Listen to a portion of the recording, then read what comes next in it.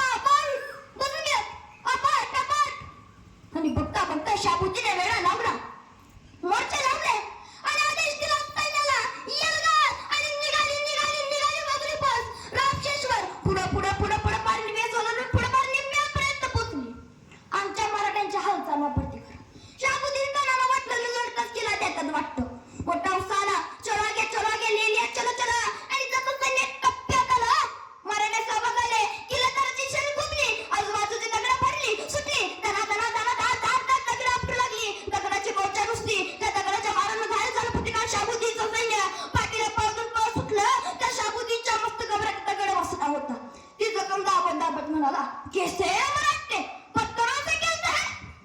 एका दिवसात केला घेतो म्हणाला फतेह खान. तो शहाबुद्दीन खान रात्री खलबत खाण्यात जखमा शेकत बसला. त्याने त्याचा एक मोठा नामी सौदार होता. त्याने उक्ती काढली, हुजूर ऐसा करते हैं बोलो. नाही आपण काल चालत चालत गेलो, मग दगड डोक्यावर बसली, मग उद्या चालत चालत जायला नको, उद्या सरपट जावे. काय दगड आली तर वरनं जातील, आपल्याला लागणार नाही. हो कमी कल्पना पथकाला पटली. ऐसाही करेगे. दुसऱ्या दिवशी उरलं निघाला. सर सरपटत पुढं कसव्याचं लढून पुढं पर निम्म्यापर्यंत पोहोचलं. कुणी डोकं वर करायला तयार नाही. चुकून डोकं वर करायचो, डोक्यात दगड बसायला. डोक्याला ताप नको, बघ खाली चल पुढं. सर करत निघाले शहाबुद्दीनचं सैन्य. मागून शहाबुद्दीन कराडचा छळा गेले आणि जवळ सैन्य किल्ल्यावर पोहोचणारच. शहाबुद्दीन आणायला लेलियात चला गे. आणि जसं सैन्य टप्प्यात आलं, मराठ्यांनी रात्रभर तटबंदीवर मोठमोठ्या दगडी शिळा गोळा करून ठेवलेल्या. हे सैन्य जसं जवळ आलं, दगडी शिळा दिल्या नुसत्या ढकलून गडगडा करत सुटल्या खाली. सरपटणाऱ्या प्राण्यांना कायच सरपटणारं करून मग तळ जाऊ. क्या जाया. मग त्यानं स्वतःच्या तोफखाना प्रमुखाला बोलावलं. कल तोपेला तोपेचे कितने पल में आएगा किला हाथ में. हुजूर 2 घंटे की बात है, खाली बस 2 तासात किल्ला तुमच्या पायावर ठेवतो. बस कुठ. त्या तोफखाना प्रमुखाने सगळ्या तोफा लावल्या. रात्र झाली. आता सकाळी युद्धाला सुरुवात होईल. सगळे मोगल थकले, शांत पडले. सकाळी उठायचं, तोफखाना लावायचा. तोफा लावला की किल्ला ताब्यात.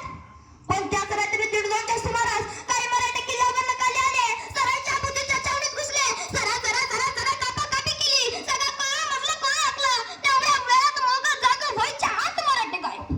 छापा मराठों का छापा. अरे नींद आली मोगलांची. बघता सकाळ झाली. तोफखाना प्रमुखाने तोफा लावल्या. दारू कसली.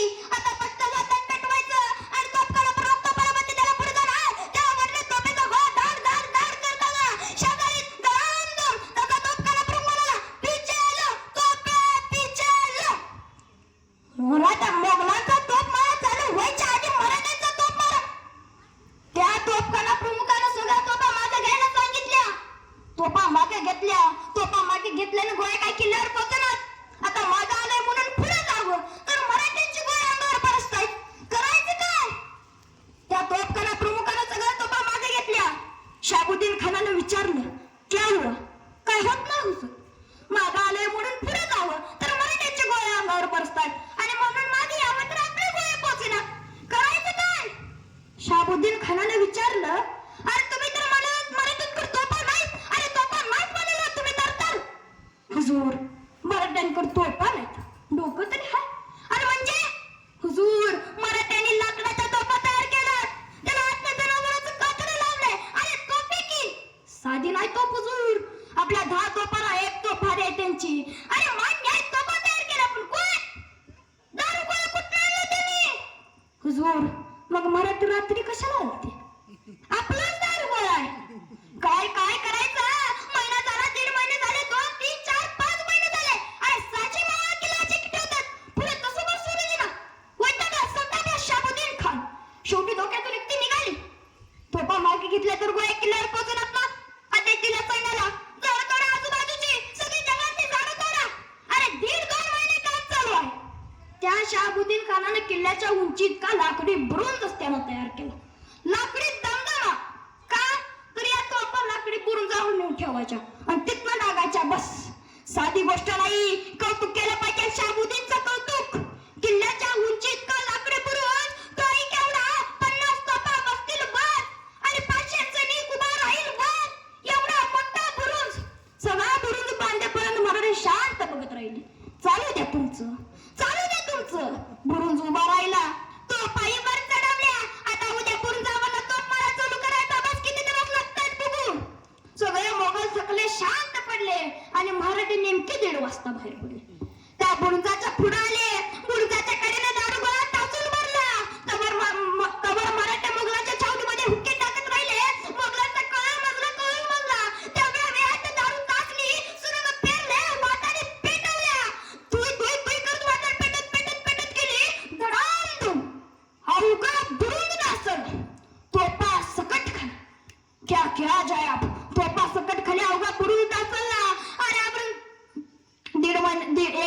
मला 1.5 वर्ष झाली, 2 वर्ष झाली. औरंगजेबाने शाहबुद्दीन खानाला सांगितलं, तो तुम्हाला 1 दिन कितने वर्ष का होता है? आओ वापस प्रमोशन. अरे एका दिवसात केला घेता मला ना 2 वर्ष झाली. आओ वापस प्रमोशन. आप कौन जाएगा? तुम्हारा फतेह खान. शाहबुद्दीनला माघारी बोलवलं, पटवलं फतेह खान. फतेह खान तुम्हारे नाम ही पते है, हमें पति चाहिए. 20,000ची फौज घेऊन आला. त्या रामशेषला चिटकला. अरे गोगली सारखा चिटकला. लढत राहिला, झुंजत राहिला, पण मला तक्रार घेत राहिले. अरे टाप नाही टाप मराठ्याशी झुंज जायचं अजिबात नाही. अरे साचे मावळ्यांनी सोके पण करून सोडलं. शेवटी एक मांत्रिक त्याच्याकडे आला. हुजूर, मी भूतवश करायच्या कामात तरबेज आहे. मला एक सोन्याचा नाग तयार करून द्या. नाही ना तुम्हाला किल्ल्यावर नेलं तर मग विचारा, मरता क्या न करता. फतेखानाने या मांत्रिकावर विश्वास ठेवला. त्याला सोन्याचा नाग तयार करून दिला. नाग तयार झाला. मांत्रिकाने नाग छातीजवळ धरला आणि म्हणाला, मी पुढे चालतो, तुम्ही मागणं या. सैन्य मागा, पुढं पुढं पुढं निघाला वेच ओढून पुढं. आता फतेखानला वाटलं मराठी काय करू शकत नाहीत, मांत्रिकाची जादू आहे. वेच ओढून पुढं आला. पुढं पुढं मराठी नुसते बघताय. एक नाही, 2 नाही. येऊ द्या त्याला. निम्म्यापर्यंत आला. तशी मांत्रिकाची छाती फुगली. म्हणलं आलो की नाही तुपातूर. चला पुढं पुढं पुढं पुढं. टप्प्यात आला. त्याचा वरनं एक गोपनीचा दोंडा घुम घुम घुम करत आला. त्या मांत्रिकाच्या छाताला डोळ्यात पांढरं करून तिथंच पडला. नाग एकीकडे, मांत्रिक तिसरीकडे, फतेखान पळत माग. काय क्या जाय आप? 1.5 वर्ष झाली, 3 वर्ष झाली. औरंगजेबाने फतेखानला सांगितलं, तुम सिर्फ नाम के ही फतेखान हो. अब वापस आप कौन जाएगा? उभारला कासम खान. आणि पुन्हा झुंजत आलो, पुन्हा लढाई झालो. रामशेष अजिंक्यच राहिला. 6 वर्ष झाली, रामशेष अजिंक्यच राहिला. माझे शुभराय म्हणायचे, माझा मावळ्याने माझा 1 किल्ला 1 वर्ष लढवला, तर माझे सगळे किल्ले गेला औरंगजेबाला 350 वर्ष लागतील.